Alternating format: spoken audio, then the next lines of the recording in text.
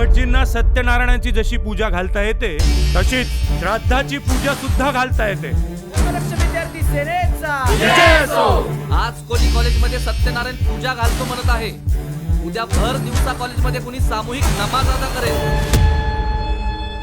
Sir, आपल्या मास कम्युनिकेशनचा त्या भिडेवाड्याचा असा काय संबंध आहे? आम्हा महिलांना शिक्षणाची संधी मुळात सावित्रीबाई फुलेंमुळेच मिळाली. एक मिनिट, ही पहिली शाळा वगैरे सगळं थोतांड आहे. तुला कशाला त्या भिडेवाड्यावरच प्रोजेक्ट करायचं?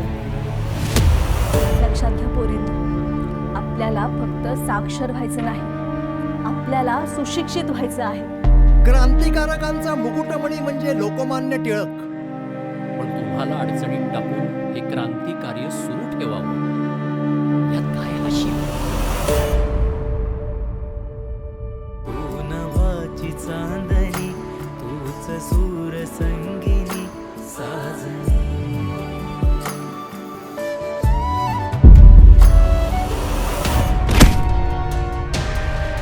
आपल्यावर ज्यांनी हल्ला केलाय त्याला धडा शिकवल्याशिवाय आपण काहीच बोलणार नाही. या मूर्खांना हे असं का करतायत हे कळत नाहीये. यावं का म्हटलं आम्ही? राजकीय ताकद सोबत असेल ना तर कामं कशी पटापटा होतात. तुमच्यावर हल्ला झाला म्हणजे आमच्यावर हल्ला झाला. या राजकीय लोकांपासून लांब राहिलेलंच बरं आहे आपण. पण कसलं भारी वाटतं ना ऐकायला, मी भावी आमदाराची बायको होणार.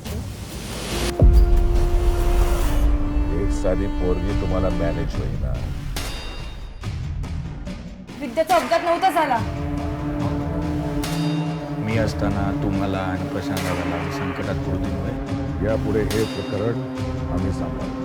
बऱ्याच दिवसापासून लय उडत होतीस का? ताबडतोब कारवाई करा, हा माझा आदेश आहे. पण आता हे आमदार खासदार अशा लोकांना देश जात धर्म नसतं कळत, त्यांना कळते फक्त सत्ता.